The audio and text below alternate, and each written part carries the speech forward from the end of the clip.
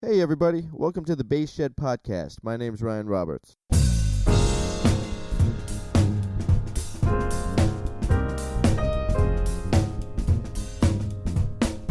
Alright, so today on the show we have a vibraphonist, Nick Mancini. He also is a composer, band leader, arranger, educator. Nick's got his hands in a lot of things, musical. Alright, here's what happened with this. So, what did we do? We recorded this Monday, and we were in it. Like, Nick and I were in it. We were about an hour and a half in, and it was going great. We had this really nice rhythm going. Like, the conversation had it kind of really opened up, and we were covering a lot of ground of not only his personal history, but some projects he's working on right now, and the history, the cultural history of some of these projects. And like I said, we're about an hour and a half in, and then the computer crashes. And maybe that's my fault. The computer crash isn't my fault. I blame, well, maybe it's because of the computer I have. In that case, it's my fault. I don't know about that. Also, the backup system. I got to figure out what to do with the backup system here. Anyways, lost that. So instead of trying to like go back and recapture what we had done and all the information we had covered, it was gone. It was gone. I mean, the information's not gone. It still exists because that's not only his life and what he's up to, but that conversation that way was gone. So the best we could do was just pick up and keep going. So that's what you're going to hear with the talk with Nick Mancini. Is we kind of referenced some things we had talked about. There's some jokes that probably won't make sense, but they did at the time. No, that's not true. They did not at the time, but that's why they were funny. Just the context made sense at the time. Anyway, so that's the talk with Nick Mancini. Thank you for everybody who had responded about the Rustlin, my talk with Rustlin. It was really cool to see all the feedback I got from that. On social media, you can find The Bass Shed at Facebook /The Bass Shed, on Instagram at The Bass Shed, Twitter at Bass Shed. What else am I on there? I think those are the main three, right? I think that's it. You can find I don't know where you're listening to this right now, but you can subscribe on Apple Podcasts, Spotify, Stitcher, and Google Play, or Google Podcasts. Like I know I signed it up for it and I know it's on there. I know it's on Google, but I don't know if it's Google Podcasts, Google Play Podcasts. Like I went looking for it the other night, and I couldn't even find it. But I'll get that link out. I'll figure out what Google's up to, and I'll send out a link if you're interested in subscribing on Google. So with that, we're just gonna jump in. Here's the talk with Nick Mancini. Then that's it, and I'm out of your hair. And he's like, how's early December? I was just like, I don't know. I'll have a baby by then. I'm not sure what's going on. Probably not as cool as Thursday. Thursday. I don't know. Thursday. Yeah. Thursday would work out a lot better for me. Better for me. Right, you have no hours. Not a single. Not an hour to spare. What's that life like?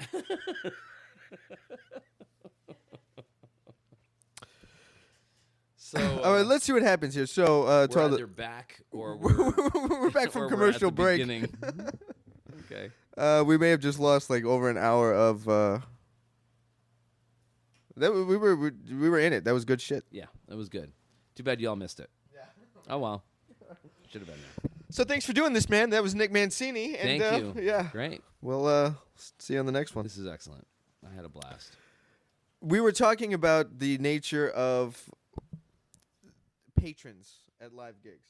I'm just picking up the conversation. Right. Let's just go from there. Why Yeah. not? All that history and all that Yeah, you interesting guys stuff missed about everything me. else about Oh well. Mule Skinner Right. and Frames Die Hard 2. Uh-huh. Yeah. What are the other highlights? Shoro. We spoke for a moment about Shoro, but we should come back to that. Uninformed, so it's okay that you missed that. There's a lot of good stuff there. Actually, so while we were talking about that, Afton texted me she overheard my struggling with a description about choro music. So she said, just like ragtime in the United States, tango in Argentina, and habanera in Cuba, choro springs up as a result of influences of musical styles and rhythms coming from Europe and Africa. Now, did you copy and paste that, or is that your writing style? Oh, okay. Copy So and that's a very like for a casual text message. I know. That's a very professional. Yeah, it's informed and concise. Very concise. Mm-hmm. Well spoken. So let's see. Yeah, so let's jump back. I'm writing a bunch of music in the style of Brazilian choro, and I'm going to present that on September 21st at the Blue Whale, the same night that I'm also releasing Frames 2, the sequel. Yeah. That was one of the things. And we talked about, I grew up in upstate New York, and we started talking about I was talking about how teaching brings a lot of meaning to my life, wherein performing is a lot of fun. Sure. And then you asked me a question about teaching. I can't remember exactly what it was, and I said that I had remembered what it was like to learn. Yeah. Because I didn't really learn orchestral instruments like the vibraphone until I was in college. And then we started talking about how performance brings a different type of joy to my life than teaching. Yeah, and then I kind of went on a little rant about I'll never understand what it's like to listen to music as not a musician. Exactly. So I don't know what a person who's not a musician, I don't want to use the word average or anything. Someone who's not a musician, what their experience like with live music is. Yeah. What do and they you said seek out? Yeah, and you said you've gotten a lot of feedback from concerts you do from patrons that let you know that there's a high value on it. Mm-hmm. And that's cool. I talked about how I get a little dark on patrons from time to time because Sure. I think that they don't have an appreciation for what's happening musically. It's just it's a look of musicians. They want to see people play. Yeah. They don't really want to, necessarily emotionally connect to what is happening. Some people want to be seen listening to music. Right. That's but don't necessarily that want to listen to music. No, there's a long conversation there. Especially in Los Angeles. Oh That man, seems to be the especially case. on the jazz scene. I know, it's crazy. Right. Man, it's so the drummer, you have a trio. Is it you? It's a collective trio that you do the Brack Shop Jam with. Yeah, but it's mostly, Steve put that band together. Okay. So it's Steve Haas and Ahmet Turkmenoglu and myself. Sure. Yeah, I had Cezanne on here a couple weeks ago. Mm-hmm. Okay, so Haas is the leader, but I talked to Steve about that, Mm-hmm. and he's like, man, because him and I were doing another night, the following night. Mm-hmm. No, the night The previous. previous We were night, doing Wednesday, Wednesdays at the right. same club, and that style-wise, it was all over the place. Sometimes we'd do a Brazilian trio with Mitchell Long. Cool. Sometimes it was like top 40 R&B soul stuff. Sometimes it was guitar power trio with Dan Cole. But no one would ever. No one would ever really show up. But Thursdays were happening the night you guys were doing it. I'm like, man, how does that happen? I think a lot of it had to do with the fact that, well, first of all, Thursdays is a more popular night to go out than Wednesdays. It is. And Steve's thing was like, man, people want to be seen. There's So that. you open it up to as a session element. Yes. Right. Where people can come play and be seen. Mm-hmm. And he's right, and I hated that he was right. I know. On that topic, I hate that is true. That people come out to music to engage with the music to be seen and not just absorb. I think everybody has. I think music is.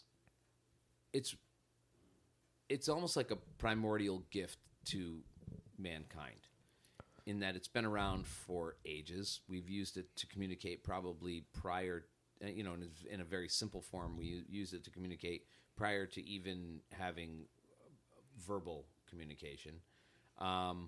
It strikes people in different ways. I think,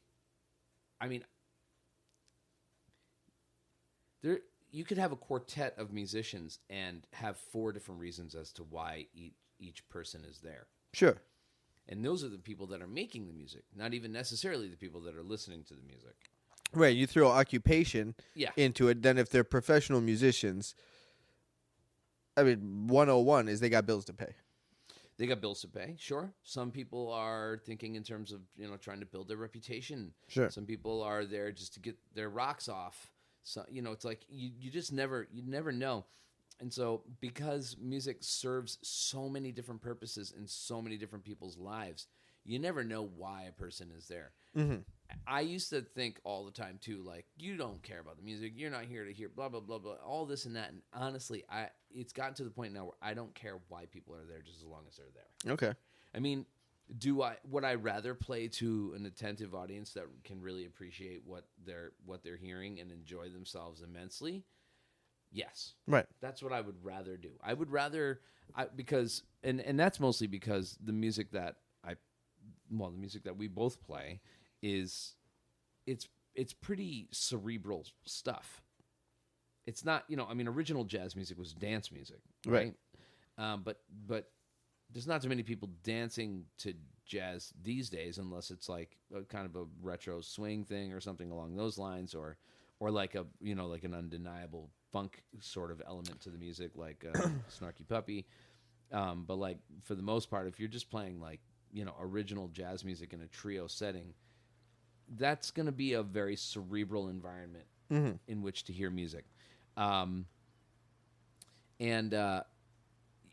think that, in that case, I would rather play to people who have the desire and the energy to want to try to understand what's happening, even if they don't have an understanding of what's happening. Because I don't want to, in that type of setting, I don't want to have to feel like I need to dilute my message in order for it to be heard and appreciated. Right. But there are some other situations wherein you need to dilute the message in order for it to be heard and appreciated. And although that isn't maybe necessarily my favorite environment to play in, if they're there to enjoy themselves, that's a cool audience as far as I'm concerned. Yeah, that's still a win because they're still a part of the music because they're there and they're engaged with it. Exactly. Whether on a cerebral level or just a dance body feel level. Or to be seen or, whatever. Like, as long as they're participating in the listening, it's cool. Right. For me. When you're talking about like a background gig, Brack Shop could potentially be a background gig. Right. And quite often that first hour, very few people who show up later on to sit in actually show up that first hour to listen to the house band. Sure. Which is stupid because you could learn something, but they don't do it. And so we end up playing to a quote unquote audience that isn't necessarily there to hear the music. They're there because they got there to sit in first. Yeah, it's the last hour of happy hour. Yeah. So they're not like full on participating. However, this is what I've begun to notice, because we were also talking about how performing, for me, one of the joys of performing is the connection between human beings, be it between me and the people I'm playing with, or me and the audience. And what I've noticed is that the connection of the music to the audience deepens when the connection between the musicians Agreed. deepens. Yeah. And so when Steve and Ahmet and I start playing, and it was like this from the second we first played, because we had never played in that trio ever before our first gig at Brack Shop. Okay. It's not like that was a band that played elsewhere. Right. Steve just was like, I like this guy, I like this guy. I want to Sure. get them together.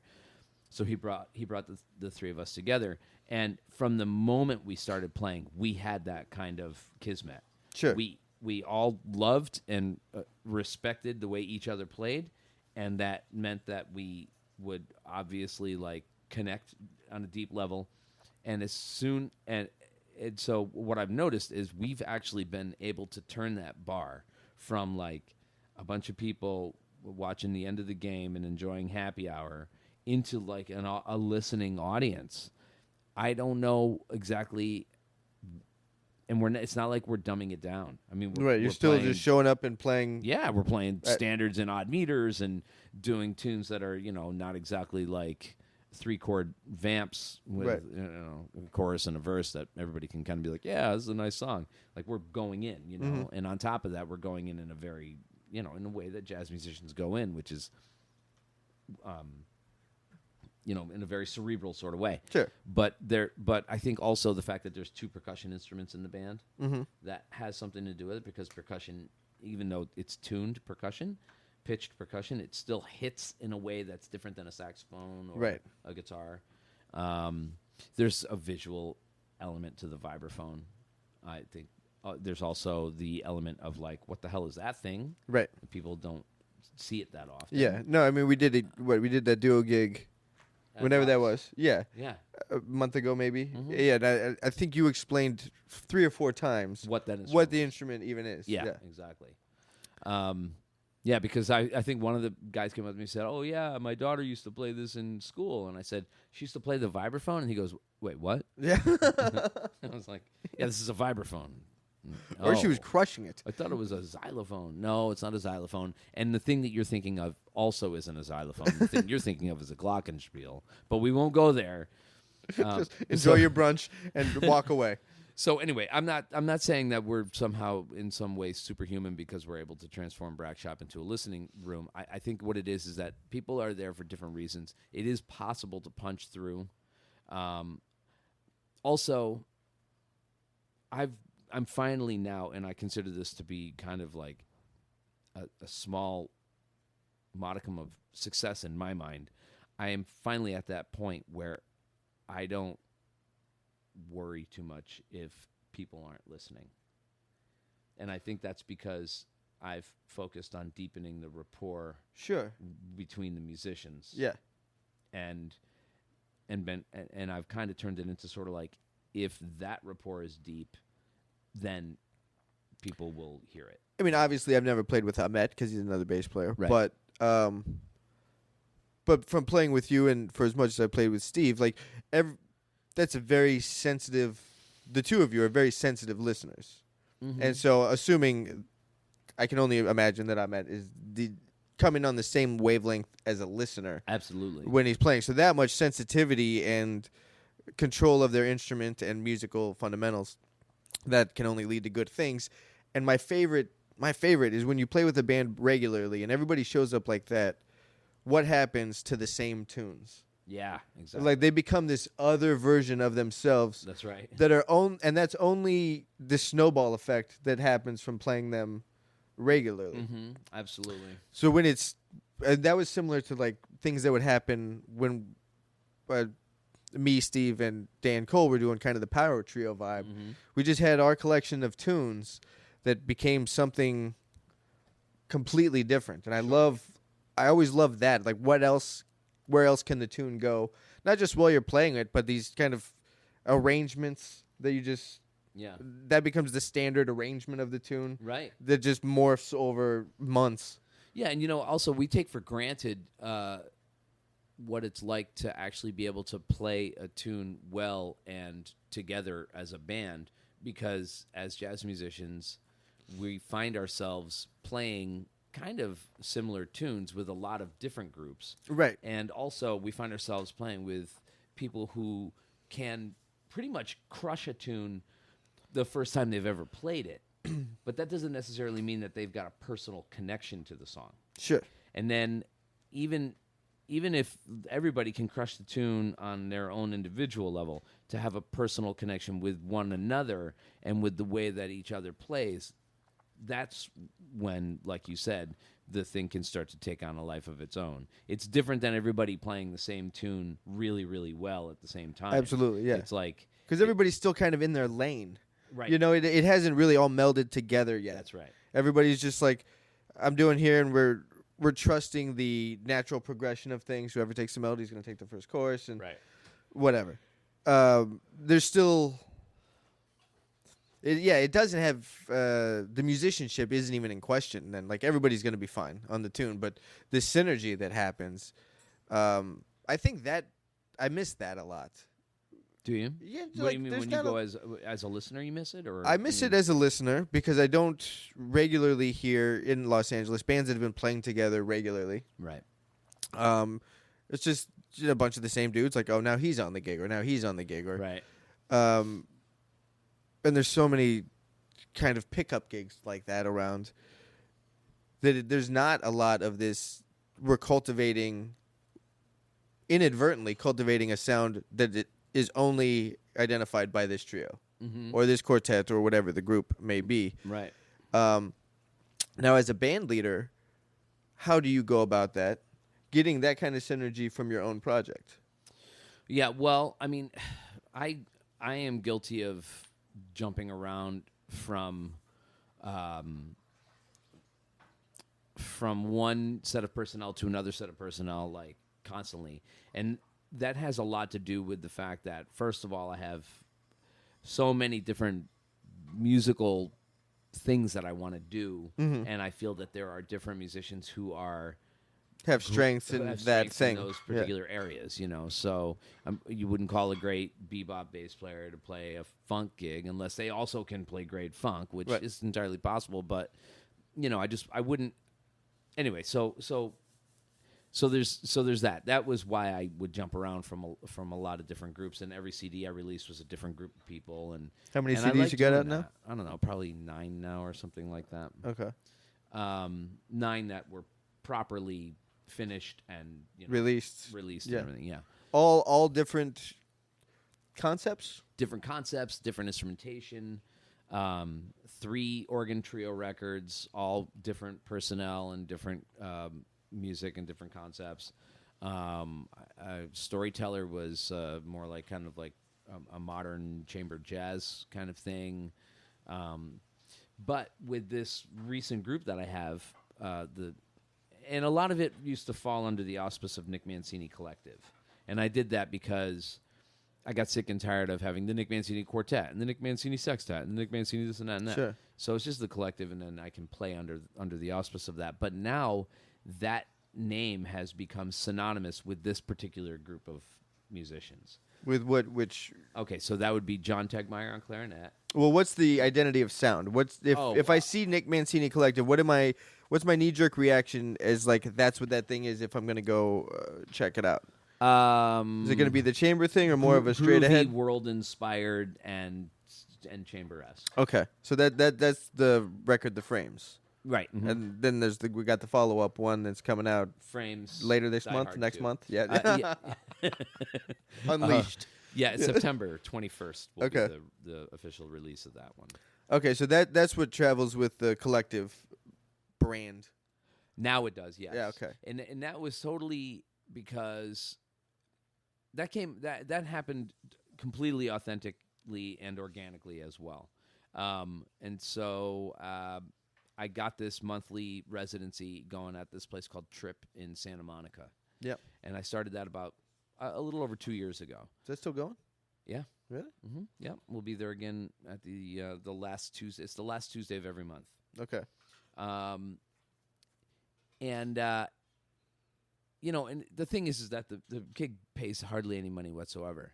So instead of being conservative and only hiring a trio and maybe we make $60 a piece, I decided, why don't I just get the biggest stupid band together that I can possibly fit on that stage, since we're all making a nominal amount of money anyway. Right. That doesn't make a difference, and make hardly any money whatsoever, and just put the focus on the music and having a good time. Sure. So now taking the financial burden out of the gig. It's funny what that does for the music. And now, how did that? When you have to call cats about it, because that's all part of the when is it, the time, the pay, the dress, the parking. Yeah, it's part of the details. Yeah. How do you address it when you call dudes? Now they're clearly friends of yours. You have a working relationship with them already. Yeah, and sometimes I'll call people. Well, I mean, like I said, I call the same guys every single month. They all have first right of refusal. Sure. So at the beginning of each month, I text everybody, and then I'll text them all again halfway through the month and make sure that everybody's still on. And I might get a call the day before that says, someone says, I can't do the gig, man. I got called for something else, and that's fine. I also tell them all that they're not obliged to be there every single month. Sure. If there's any month that you just want to take off just for no reason at all, just Right. I don't feel like driving out to Santa Monica, or I'm not feeling it, or what, I want to have a free night to myself, you're perfectly welcome to do that, and I can find someone to sub. Sure. So I have had to call subs. Okay. And I called Chris Wabich for this last one. And Chris and I haven't played together in years. And it's not like I'm, calling him for like high-paying gigs all the time, so he feels like he should do it. But Chris is the perfect dude that's just in no matter what. Chris is in no matter what. If exactly. he's got the time, he's in. Yeah.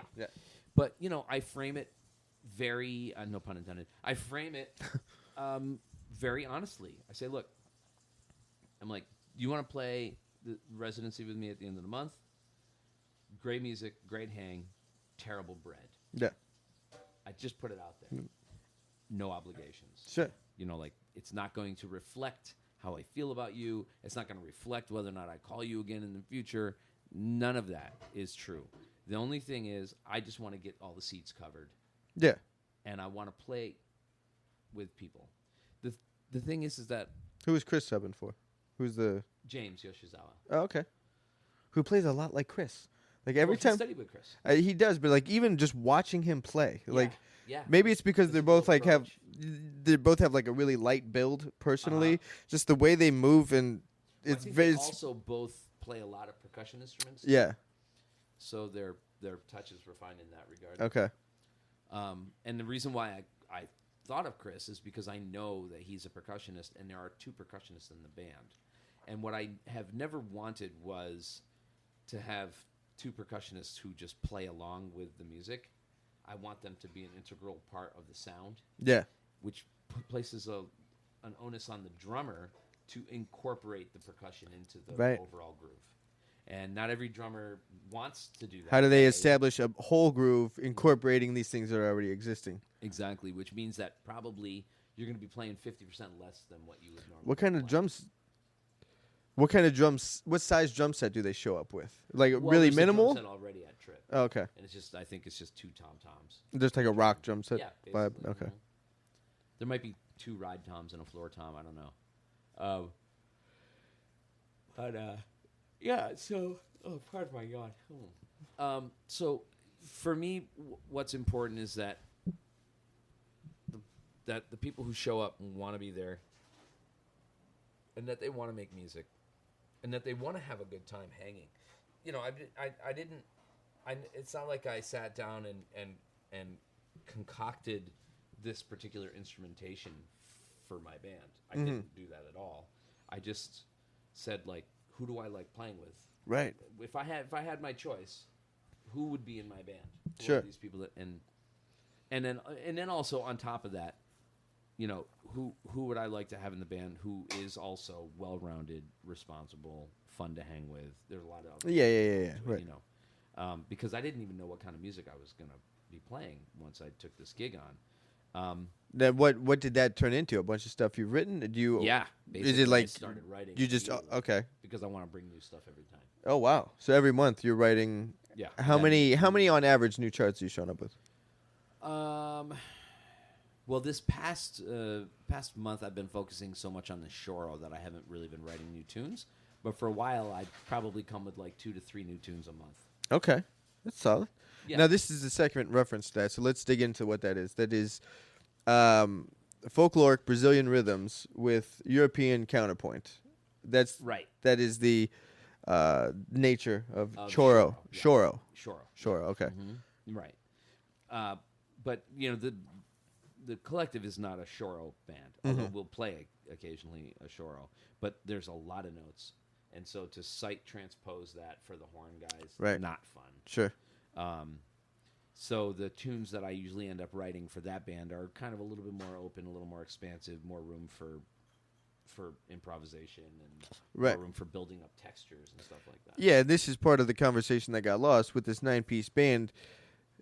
It's all kind of lead sheet based, so you're not showing in with parts written out for the 9, Right. but it's everybody's responsibility to create this texture. Right. I have a rule. Improvise the texture underneath a soloist instead of playing with 9 people. Exactly. And so then that also prompted me to come up with another concept, which is I call it a cellular concept. And so what I'll do is at the beginning of each tune, I will turn to the band and I'll say bass, drums, guitar, clarinet. And those four are the four that are responsible for the tune. Okay. Everybody else is just accoutrement. Okay. Just gravy. Yeah. You come in when you want to come in. You go out when you want to go out. You play a little bit here. You play a little bit there. But the tune is mostly going to be played by these four people. Now, in your mind, is it always the same instruments on the same tunes? Because that's how you want this tune to speak? Or do you want a fresh take on the material every time? It's a fresh take on the material. That's cool. So sometimes I just kind of like, and because I'm calling it out at the beginning of the song on the stage, I don't like to belabor the point for too long. Sure. So I try not to think about it too much. Right. So sometimes I'll just say, me and percussion, and I'll start playing. Yeah. And we start playing. And then, people can come in, and I just leave it up to the discretion of the player to decide how much and how little and when to come in and when to go out. Right. It's that's cool. That's a really cool concept. It's a lot of fun, and it allows, it's like spontaneous orchestration. Yeah. Essentially. Right. So sometimes I'll go a little deeper. I'll say like horns, just pads on this one. Okay. And then you solo and you solo. Hey, how much of are you kind of just whatever you is it that knee jerk of a reaction, or do you have like a slight concept of sound, or I have a couple of concepts. you remember what you did last time, so all right, this time no clarinet, right? Because he did it last time. Yeah, or I'll remember last time that this one particular thing works really well on this. Yeah. So like we have a thing in the band where I have a lot of tunes where I write a coda that is like a repeated 4-bar thing, and someone solos over that. Okay. So one of the things that I like to do is to have different sections of the song soloed on by different people. Mm-hmm. So I'll have an extended intro. That'll be a saxophone solo. And then I'll have one person will solo over the body of the tune. Yeah. And then one person will solo while the outhead is being played. Mm-hmm. And then one person will solo over the extended coda. Okay. I like to call it a blowda. Someone will blow over the coda. And so what that usually means is that like the horns are playing and this is just like a go-to texture. I call it the Adam coda. Adam Ratner is the guitar player in the band. I just call it the Adam coda. And what that means is the horns are going to play the repeated melodic figure, and the band is going to just kind of be So this is a lot of direction to give before every tune. Well, yeah, except that we all kind of know now what. Oh, there's an understood. Yeah, so I can just say Adam coda. Yeah, okay. And then he knows that he's not playing over the intro. He knows he's not playing over the tune. Yeah. He knows that he's going to be featured on the coda. Interesting. Okay. Now, when writing the intro, also I communicate to them in the course of the song too. Okay. Because the 9 guys, I don't need to be playing the whole time. I can do a lot. Actually, I do a lot of direction from the. That's cool. Seat. What does that do? Is there a duality in your mind about this, about giving direction and shaping this thing that's happening in real time, but then like diving back in, playing, going there? Like that's a. Not so much in the when I'm comping. I'm definitely thinking in terms of like a director. Okay. And an orchestrator and an arranger. Okay. So my comping is like sometimes it's just like I'll play a little background figure for 12 bars and then pull out, and then sometimes I'll comp under a solo or no comping at all, because when you got 9 people, the best thing you can do is have a bunch of people lay out for diversity. Right. It is a little bit of a challenge to go from that into soloing. And as a matter of fact, one time I remember we did a whole set at Trip, and I realized I didn't give myself a solo the entire time. Nice. I took no vibe solos for the whole set, and that wasn't intentional. It was just like I just was too busy making sure that everybody else was getting a chance to play and having a good time. No, but that's cool, and because then making it's sure that it was focused being on the presented. collective and It's the focused on the collective, exactly. concept. Now, how do you write for this? Do you write with the musician who's on the instrument in mind? So Adam's playing guitar. You write specifically for Adam and Adam's style of playing guitar? Well, that's interesting that you ask that, because another one of my compositional exercises has been to write a tune for everybody in the band, No. dedicated to them and inspired by their style of playing. Yeah. I was doing that for a minute, and it was only a 4-piece band though. So, Yeah. but Yeah, yeah, it's like taken a little while wrote to one get for to it. AMAC, wrote one for Mahesh. Mm-hmm. I hadn't got to Zane's yet, but then that happened. Yeah, I wrote. So I got that Shoro that I wrote for John, and I got this tune that I wrote for Coop called Coop's Loops. Okay. We haven't pulled it into the band yet, but I wrote a tune for Danny. But unfortunately, it's not in the style of the band. It's kind of like a Horace Silver kind of strolling sort of thing, like a swing, like a 50s hard bop swing tune. Yeah. Which, look, Coop's a great bass player, so he can walk a bass line on electric. It's going to sound good, but I don't want to hear that.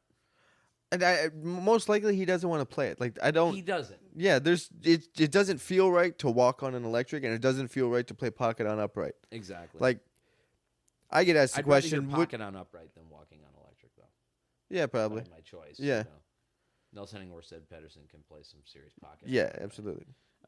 But it's just not the feel. Like the whole positioning to the instrument doesn't feel right. The way your body moves in that kind of. Imagine as a bass player, it's kind of like, it's like playing for me as a drummer, like playing rock and roll with a traditional grip and then playing jazz with a match grip. Yeah, like it's weird for me to do that. It's just not for some reason. Like this doesn't feel like that music. Yeah, although so many great match grip jazz players. Bill Stewart, sure. Dan Schnell, right. Jonathan Pinson plays match. Brian Blade plays a lot of match. Sometimes he goes back and forth, but so it can't happen. But these are people who dedicate their lives to playing. Sure, games. and that being said, there's dudes that can swing on electric. Steve Swallow, Anthony Jackson, right? I've Exactly. But it still has a vibe to it, Mm-hmm. But more than anything, because actually Cooper is perfectly willing, and he has brought both basses to the gig. It's that, like, to break out of the thing that we're doing to all of a sudden go into a tune that is not just different stylistically, but like harmonically, melodically, everything is. It's a drastic shift, yeah. It's just not what I want to do. Okay. So I got to rewrite a new one for Danny that kind of fits with the vibe of the band. That's Danny Janklow, alto player. Yeah. Mm-hmm. I wrote one for Mike Raganese called "Rags to Riches." Nice. I wrote one for Adam Ratner called "Atom Bomb." I just got to get them. We got to get them into the band. They're a little bit complex, and so I got to make sure that they have a chance to listen to them and actually look at them. And that's another thing. We don't rehearse. So how far in advance do you get the music to them? Yeah, I try to get it to them a couple of weeks in advance. Okay. As soon as you're done and comfortable with it, and okay. And I make. I'll send them a chart, and I'll also send them a MIDI mock-up of it so that they can at least hear what it sounds like. Nice. And have something to practice to. I don't. Part of the reason why they're willing to come out to play Trip once a month is because they know that there's no time commitment on them other than like arriving 15 minutes before the downbeat and then leaving whenever they want to leave. Sure. And keeping it loose and fun is the key to keeping everybody engaged of course. and on board. Yeah. Especially when it comes to recording and so. Now, so you're coming out with your second record with this project. Did you rehearse before the record? No. Okay. No, but I booked the recording session in close proximity to the gig. Okay. Afterwards. So and we've been playing these tunes at the gigs for that's the way to do it, man. It's like really just get that synergy thing happening on the bandstand, then go into the studio instead of cutting a record and then go gigging the record. Right, exactly. And this is the way that it used to be done. It used to be that a band would go on tour for 8 months, they'd come off the road, and they'd do a record. Right. But now you need the record to go on tour for 8 months. Right. So it's really weird. And plus, I mean, I do want to pay people properly. Right. Once a month is the most I can ask for people to come out for a speculative amount of money. And it's hard to pay 9 people. Yeah. It's really hard. Some gigs, I get, but even like what's considered a quote unquote well-paying gig in LA, I still can only give people like a little over $100 a piece. Sure. Because it's a large band. Right. But they're so signed on. That's great. And that's rare. Mm-hmm. Especially on a group that size. I know. I'm really proud of the fact that we've all stayed together, and I can only attest to the fact that it's just that it's fun and easy to do. Yeah. And they like the music too. And so then people coming out to this, I think we got it somewhere off track about talking about patrons valuing live music. Right. What's the response at the venue? Ecstatic. Yeah? Yeah. Cool. Yep. Especially at Trip. They're just losing it. But at the Blue Whale, we've gotten a really good response there. We got a great response at LACMA when we played last year. You do the outside concert thing? Yeah. Yeah. Yeah.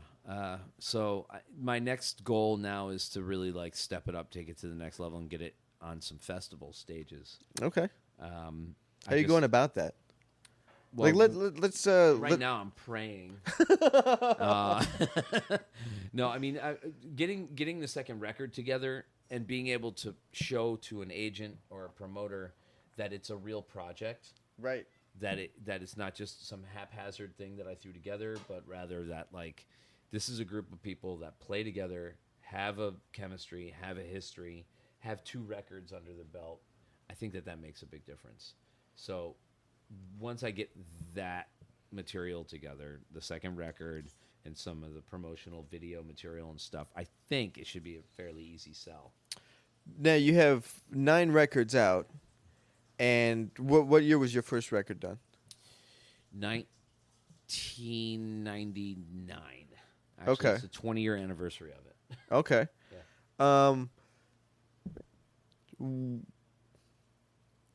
I don't know the right question to ask, but how would you speak of the way that technology has changed the do-it-yourself musician?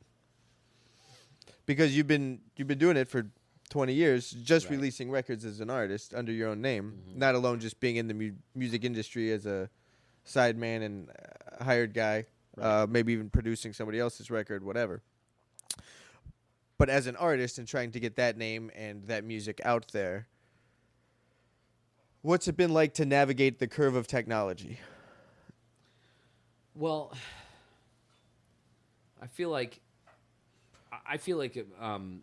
if technology hadn't taken the turn that it did, and put as much ability into the hands of the individual musician to create and release content as easily as it has, I don't know that I would be where I am right now. And that's not to say that my career is exactly where I would want it to be. Obviously there's room for growth there, but certainly through, the power of like Facebook and Instagram and hey, look what I'm doing kind of thing, that has helped an awful lot. Also, if you look at historically the way that the music business has worked, people weren't buying LPs of that they had never heard before. That's what the radio was for. The radio was the brought marketing, you the music, and you heard the music, and then if you liked it, you went and bought the LP. See, I guess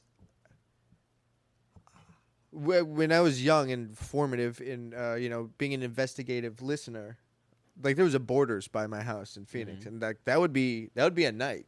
I'd just go to Borders, but you could listen to it before you bought it. Sometimes. Yeah, I loved Borders too. We had a guy. Right, I remember when they got the listening stations and you could scan the barcode and it would do it. But there was a few years there where that wasn't a thing yet, and I would just like, okay, I've heard this guy's name. Let's say Percy Heath or something. Okay. What else is Percy on? And I would just look at the personnel on all these records. Sure. And then, then I'd come across someone like Paul Chambers who was on everything for a few years. Right. Or Dave Holland. And I was just buying all these records. And I had no idea who the guys were. Well, for you, for musicians, of course, we're going to do that. That's an investment into our education. Sure.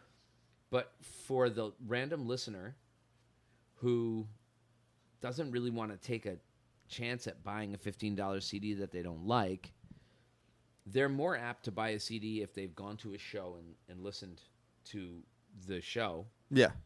And then bought this, and then wanted to buy the CD. Right, they've already vetted They're more apt to the go artist. to a show if they can just go on Instagram and go, "Oh, who's this person?" and listen to some video and watch some videos and listen to some music.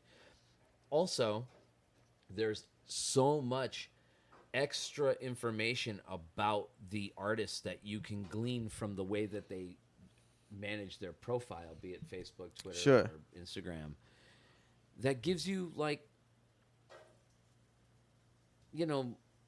more information to go on when you're hearing the music. It's like if you know that this person has a really interesting sense of humor, Right. or if you know that this person has they also take beautiful photos and in their what they present to the world visually lines up with your aesthetic.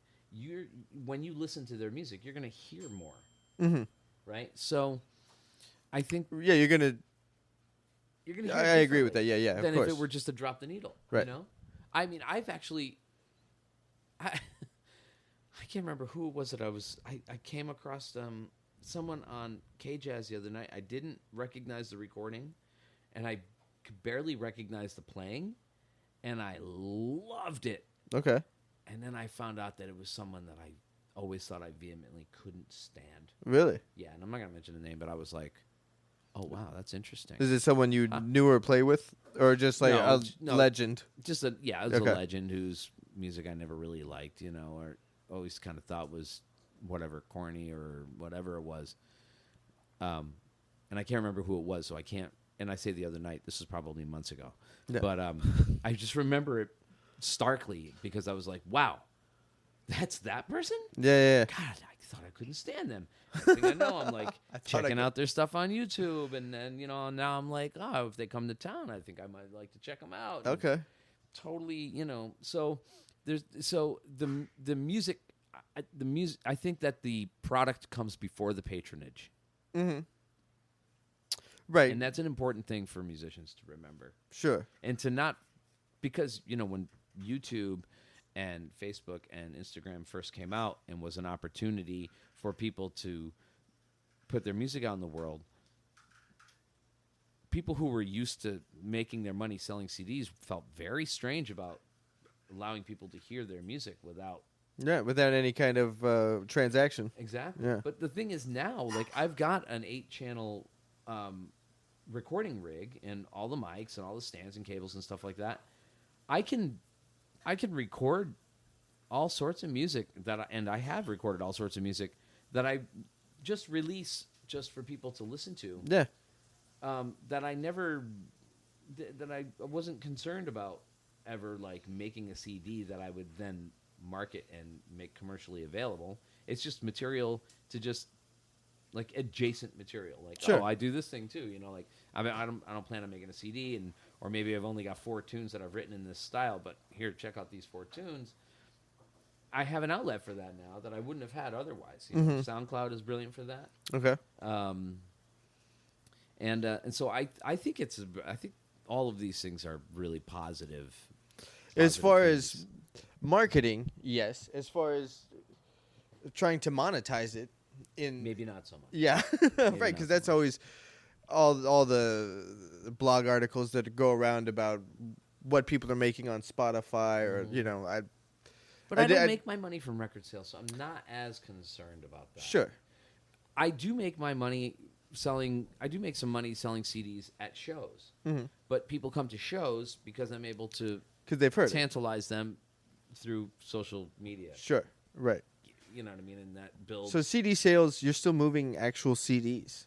Oh, yeah. Really? Those are... Absolutely. I just reprinted another 100 copies of Frames because I know that at the Blue Whale show, especially if I can sell them as a set, last year's and this year's, that's going to move. Sure. There are people out there who absolutely love to take A tangible product, yeah. Absolutely. No, I used to love the actual reading through the liner notes and Sure. It also doing gives that them whole an process. opportunity to have a few minutes talking to the artist. Yeah.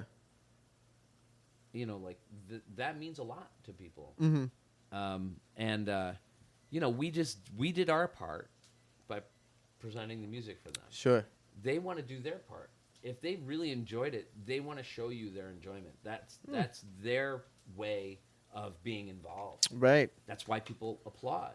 Sure. They want to be part. They want to what's engage with happening. it. Yeah. They're part of the exchange, And so if they can also have an opportunity to have a chat, and I love talking to people that come out to my shows. Okay. I think it's one of the best moments of the night. Really? Just get a chance to talk, meet all sorts of different people, sign the CD, get to know their name, have a nice one-on-one connect. Interaction with them. Yeah, I mean, I think it's awesome personally, and they want to show their appreciation for me so much so as to first of all even come out of their house at all, then go to a place and spend money on a cover charge and spend money on some drinks and some food, hang out, and then drop some extra money on a CD. Like that is value to them. And if I am worth that value to them, which, by the way, going out to hear music at the Blue Whale on a Friday night, 2 people, that's an expensive endeavor. Yeah, just 15, 20 at the door. Then 15, 20 I don't know at if the there's door, a minimum there. No, there isn't. Okay. But, if you go, there's parking. You're just navigating LA traffic. Exactly, dude. Putting on clothes. Right. Getting in your car, driving through the traffic, paying $10 to park. Just dealing with downtown. Yeah, dealing with downtown. Like, all of that is, that people are willing to give that much to come hear my music is incredibly meaningful to me. Sure. So if I can take a few minutes to chat and sign a CD and shake a hand, like, I think that's what it's all about. Nice. It's about that and being able to do what I love for people that want to hear me do it. Right. With people that I love to do it with. Right. Yeah, there's no real... there's no downside to that situation. No. So, speaking of the do-it-yourself musician and the nature of patrons and all that, you're doing it's called the Side Pocket? The Other Pocket. The Other Pocket. Yeah. Okay. Mm-hmm. Side Pocket would be cool because you should Side pull it. Pocket's Yeah. I like that. There's a little... You could do it all at pool halls. That's brilliant. I want Except we also 15%. play. I want 15% of... Of zero? 15% Yeah. of zero is still zero. Okay. I'm in. All right. Yeah. Let's do it. That sounds like a jazz musician mentality to me. It doesn't pay anything? Sure. I'm in. Sure. I'll dedicate my life to it then. Yeah, why not? Sure, I'll lose 30 years. All right. The Other Pocket. So the Other Pocket, the reason it's a kind of a multifaceted reason for doing this. First of all, what it is a fly-on-the-wall perspective of a hang with another musician or another few musicians where we get together, we play tunes, standards, some of my tunes, some of their tunes, have a little chat in between the songs. Okay. Like basically, we get together and have a session, but I let people in via Instagram Live. Okay. Is there any time parameter on Instagram Live? Yes, it's only an hour. It'll only stream for an hour. And you can't save an hour-long video to your story. Okay. It'll stay archived for 24 hours, but then disappear. So where do people have to catch it live or they gotta catch it live and they gotta or just tune in next time. And then when do you is there a standardized release time? It's always Thursday at 8 or something. It's usually in the afternoons. Okay. So between like 12 and 1:30 I'm generally starting. Yeah. The idea is that people are on lunch break and they can, instead of they're going to probably go on Instagram anyway. Right. Why not go on Instagram and check out some music, And I get a pretty decent viewership. Okay. So one of the reasons is to kind of, it's for promotional purposes. Another reason is I believe that people are usually more interested in the artist than they are the art. And this is an opportunity to be kind of like intimate with the artist. Yeah, it's like a look behind the curtain sort of way. Yeah, right, exactly. Fly on the wall.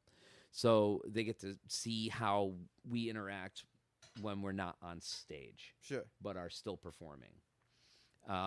Which and I think, personally, I think my musician friends are some of the funniest, most entertaining people I have ever known.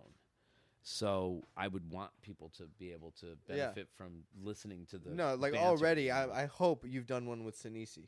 I haven't, but I that actually would want to be a fly in the wall and just come here and sit and watch you two just. You might have to be the bass player on that one. I would love to do that. Okay. That would be hilarious. So let's start thinking. Right, about it that. would just be sure. just Christopher Walken impressions for 45 minutes. It'd be amazing. And then the other reason for doing it is there are so many musicians in this town that I love to hang with and that I want to make music with, but I don't want to have to wait for a gig to come around in order to do it. Right.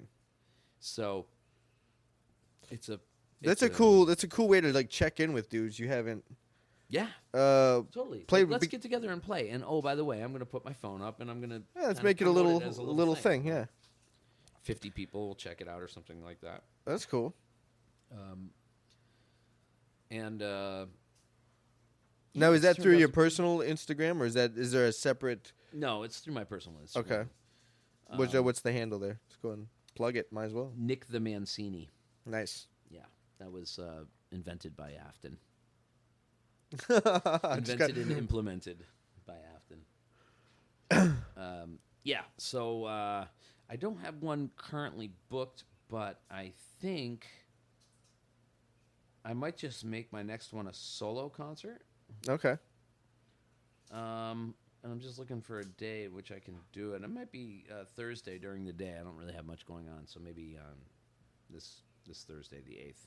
Nice. This should be out Wednesday. I mean, I really hope I can find the first half. I hope so too, because it was really entertaining. Yeah, there was some good stuff. Weird, just non sequitur. Yeah, there's a lot of that. I'm pretty good.